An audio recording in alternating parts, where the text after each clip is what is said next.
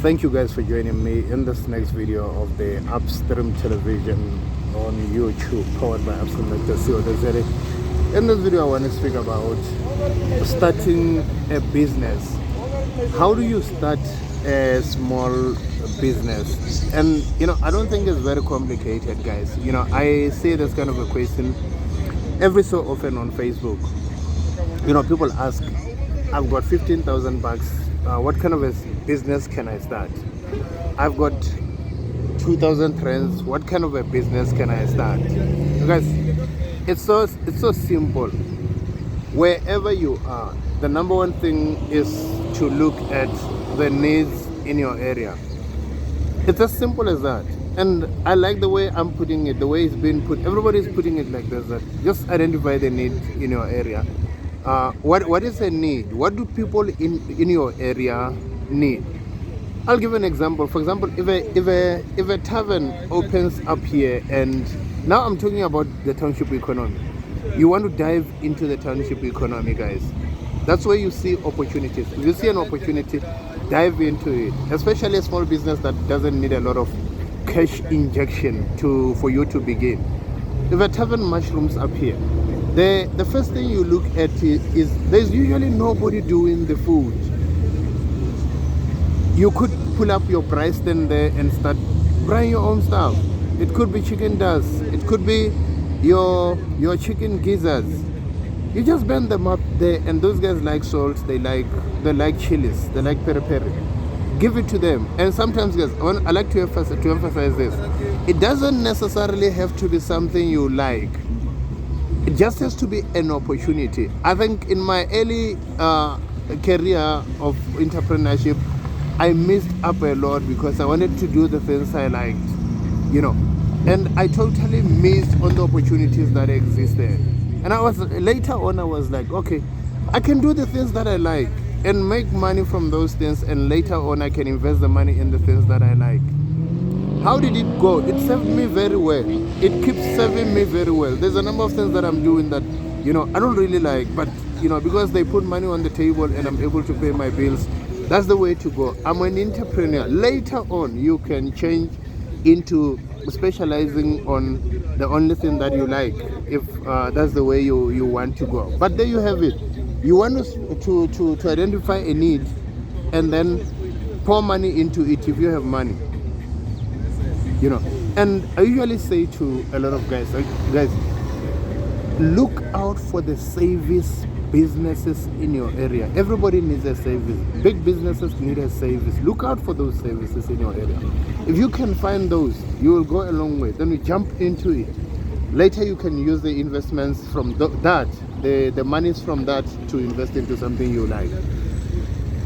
And then the second thing, which is what powers our first point, identifying a need. You want to say, you are just seated here, you are like, okay, why do people buy what they buy? Why do people buy the products they buy? Why do people buy the services they buy? You need to ask yourself that kind of a question. For example, if I'm going to give you an example, I'm going to say, okay, people don't buy insurance, guys. They buy peace of mind. People don't buy insurance. They buy peace of mind. People don't buy clothing. They buy status and fun. People don't buy computer equipment. They buy productivity and potential. People don't buy sports equipment. They buy an opportunity to excel. So Nike is not in the business of selling nice clothes, shiny clothes. They are in the business of selling excellence and potential. And that goes for other big companies like the watch companies. It could be Seiko. It could be a Rolex. They're not selling watches. They're not in the business of selling watches. They're in the business of selling status. An expensive luxurious vehicle at $3 million. Mercedes-Benz is not selling a car. They are getting you. They are in the business of getting you to believe that if you can obtain one of their products, you're going to look huge in society. Society is going to respect you. That is status. So what do? They then create this product, mass produce it, and throw it in the market and pour loads of advertising into it and get everybody believing that they need this kind of a product when they don't need it. So if you can come up with a product or a service and put it up there to the market and get the market to believe that they need it, you have to be creatively intelligent around that. That is called business. That's how businesses are started, you know.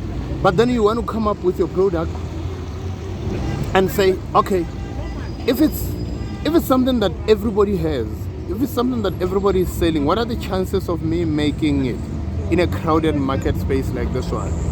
So you want to think, okay, let me come up with a unique service. It has to be unique. And in unique, I mean, go find a niche. I'm going to write it down for my remembrance as well. Find a niche. What is a niche? A niche is going to be in the niche market. It's going to be a market that is not crowded, or a market where it's only you. If it's a market where it's only you, you then say, okay, this is a unique product or a unique service. That way it's an advantage in that you can put up your product there as the most expensive and make a lot of money and expand your business very, very quickly, because you are the only one selling that kind of a niche product. So you find that, and sometimes you just copy the service or the product elsewhere. You know, you go to Germany, you see it in Germany, or today you don't have to go to Germany, the media is here, you see it in the media, you come, you copy it here. You sell it out as an upper class product, and everyone goes for it. Everyone that can afford it goes for it. You know, because why? If you are going to go into something that everybody goes for, your chances of making money, huge money in a very short space of time, is going to be limited. You know, why am I drifting toward the nicheness of the product and the nicheness of the market? We are going to do what the big guys are doing. They've got so much advantage over you. They've got the power of their brand behind them. They've got customers who won't be willing to just deviate now onto your product or onto your service. You know, they've got so much money behind them, they can just throw advertising, millions into advertising today, and everyone forgets that you exist. They can just pull up today and hire the most experienced and the most expensive executives in the market, and you are at their mercy when you do that.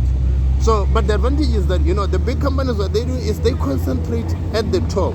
They look at the top and at the big stuff, the stuff that can make them big money in a short space of time. And what they do is they forget the crumbs that are at the bottom, which is where you can squeeze in and take the crumbs. You can squeeze in and take the crumbs.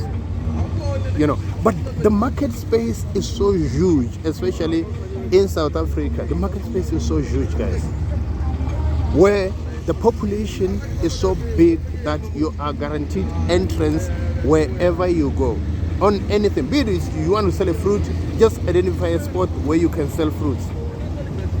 You want to do embroidery, there is so much space in embroidery, just that the machine is going to be a bit expensive. Again, remember in the last video that where I spoke about breaking down your small business idea into smaller pieces that need less cash injections. That's the easy way to go. You know, you're not going to. What's the easiest way of finding 500,000 bucks to buy a 12 head or an 8 head embroidery machine in a day like this one? But you want to break it down. I have a friend actually who, what he did was